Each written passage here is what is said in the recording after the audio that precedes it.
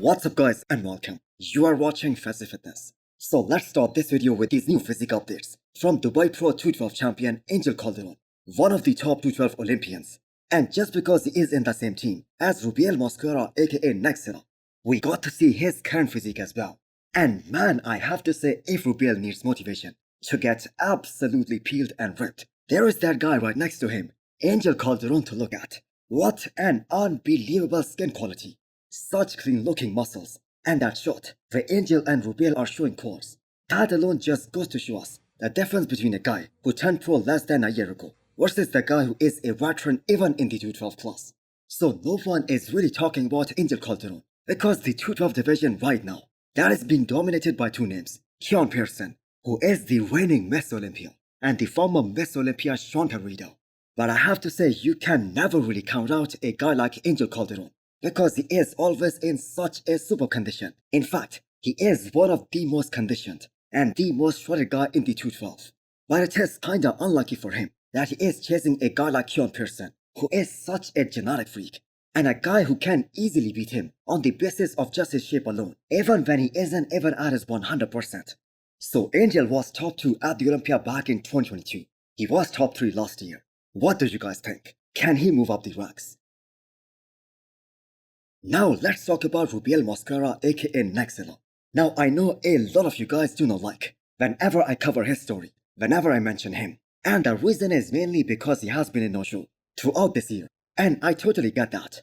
But I have to say there is a very high likelihood that he isn't gonna miss this year's Prague Pro, which by the way is happening in November. And the reason is he just cannot miss out on a show that is owned by his sponsors. So Rubiel has that unbelievable size, so much freak factor, and I have to say he isn't far off from winning his first ever pro show and getting his Olympia qualification either. Now most of us really wrote him off because of what happened at this year's Dubai Pro, because there was just so much hype behind him that he was probably gonna win this show or maybe at least fight for the title there. But he actually showed up in a worse condition than what we saw from him at his pro debut back at Prague 2023. Plus we have to keep another thing in mind.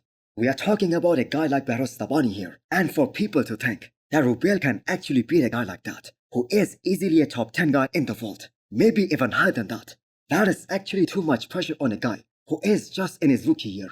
Because the thing is, I don't think he is good enough to beat a guy like Stephane, and that is why Abdullah, the former coach of Brendan Carey, he was willing to put $100,000 against Chris Cormier for this Bahroz versus Rubiel battle. So hopefully Nexera is gonna show up a lot better than last year at this show. But if, God forbid, he skips this one as well, then I am 100% with you guys on this one, that he just isn't serious about competing. Next up is the physique update from Urs Shinski. While all the other top guys, they have been posting all these physique updates almost every single day. And then there is Urs, who has stayed totally covered up throughout this time. I mean, we haven't seen a single update from him throughout this year's Olympia prep. Now, Urs had a great training camp at O2 gyms in Kuwait, while all these guys were there prepping for Dubai Pro. But he has been back at his hometown gym, back in Berlin, and he has been there for actually quite a while now. And he has totally logged himself in. The thing is, Urs just has so much at stake here. For this year's Mr. Olympia, he can lose his third place spot for the very first time since 2022, because Wesley and Ramon, they are coming in very hot. So Urs needs to make some very drastic changes, some very major improvements in his physique, especially bring up that back and also his arms, because the thing is that back of his, that has been his biggest weakness throughout this time, throughout his career, and it isn't like he hasn't made any improvements whatsoever in his arms and his back as well. He actually has made some decent improvements in both these areas. I mean, he has improved every single year, but the competition also improved at such a great pace, at a better pace than Urs. And the biggest problem for Urs is that he is just too big for Classic, and he is just too small for the men's open. So just to put things in perspective, this is the 8th year of Chris Bumstead in Classic Physique category, and even after competing for so many years, and even after making so much improvements, he still does not have to worry about making that weight cutoff. Even last year, after making that weight, he still had some room to get bigger. And on the flip side, Urs has to make that weight cutoff by suffering so damn hard every year. So how can he bring up a lagging body part when he has zero room to get bigger, when there is a weight cap hanging over his head?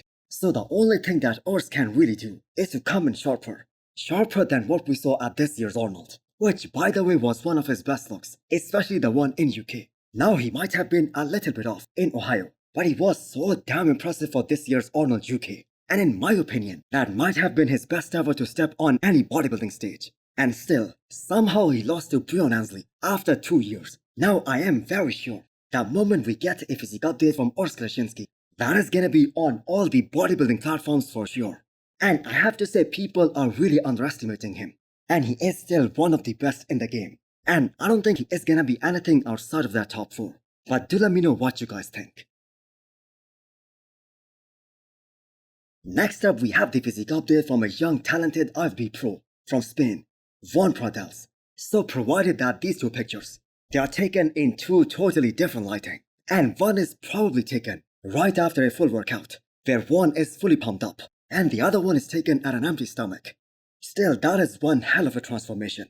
So this guy has been able to put on quite a lot of mass, a lot of muscle, especially his quads have absolutely blown up in the last 1 year or so. And that is why his aesthetics, his shape, his flow, his overall X-frame, that has gotten a lot better than the last time we saw him on the stage. Which, by the way, was the only time we saw him on a bodybuilding stage when he made his pro debut last year at Emperor Classic Spain.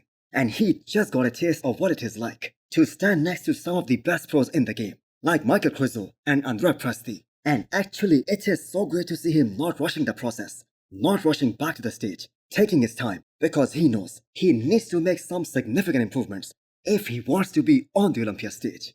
And more important than that, in order to be one of the top guys up there. So in this comparison picture, he had a great pump, especially in his upper body. But that back shot comparison, that is so damn impressive from every angle, especially how massive his hamstrings have gotten over the year. So he wasn't in a great condition either when we saw him on the stage last time at Emperor Classic Spain. So it is gonna be really interesting to see him with this new size and improved condition as well whenever he steps on stage in 2025. Stephane taking 6th place for a right for a deadlift less than 4 weeks out of this year's Miss Olympia. That is crazy strength, especially for a guy who is gonna be competing in Classic. So this is the way Stephane trained for this year's Portugal Pro, to hold on to that kind of dense muscle, especially during those final few weeks of dieting and getting down to that weight cutoff. And we got to see the best version of him so far. And also beating a guy like Vahid Badepi, who by the way was 9th at the Olympia last year. And that was actually a very big statement by him, sending a clear message to all the competition that he means business and he can easily be in the top 10 at his Olympia debut. So the question right now is that, can he get a lot better for his Olympia debut? Now with all the challenges that him and his coach Patrick Tuor had to went through in order to make that weight cutoff the last time for Portugal Pro, where he was actually peaked to perfection. So I have to say Stephane is in that uncharted territory now, where he will always lose some muscle and some pop as he gets closer and closer to the show. So to address this question, whether he can get better for the Olympia this year, I have to say it is gonna be really hard, but we will find out in 4 more weeks. And even if Stephane is able to place top 10 at his Olympia debut, that is gonna be one hell of an accomplishment. But eventually we are probably gonna see some of these Classic boys switch to the men's open class so that they can eat and grow like a bodybuilder. Now I'm not implying that open bodybuilding is actually easy. In fact, it is much more harder than Classic. But at least they will be able to get bigger, to grow, and not restrict themselves. Next up is the update of 4 times Miss Olympia, the only man who was able to win the Olympia title after losing it back in 2008 to Dexter Jackson, Jay Cutler. So there hasn't been the slightest change in Jay's love for training and that bodybuilding lifestyle. So the man still trains regularly, although with lesser intensity obviously. But I have to say Jay looks so damn good for 51 years old. And that is the thing. He has been retired for over 11 years now. So that Olympia back in 2013, that was his last competition, where he tried to make his comeback. And that was just for his fans. But the thing is, he was only a shadow of his former self, especially in comparison to what we saw back at the Olympia 2009. So he was 6th at his final Miss Olympia. And he made that timely decision of moving on to the next chapter of his life. So that Jay-Ronnie rivalry, that was one of the best ever in the entire bodybuilding history. So just imagine that for a second. If that happened in the age of social media, how crazy it would have been. I have to say it would have been totally bonkers. So Jay Cutler's journey and his ride to the top, and then losing it, and then rising back up again, that is as motivating as it gets. I mean, he went from 8th in 2000 to almost beating Ronnie Coleman in 2001. And I believe that was one of the best physique of Jay Cutler to ever step on the bodybuilding stage. So can you imagine that Tony Burton, or let's say Michael Crizo, challenging guys like Derek Lunsford or Hadi Chopin for that matter? Although both these guys won't be there at the Olympia this year, but they were 7th and 8th at last year's Miss Olympia. So hit the thumbs up button if you liked the video, and smash the subscribe button if you wanna come back for more. Thanks for watching.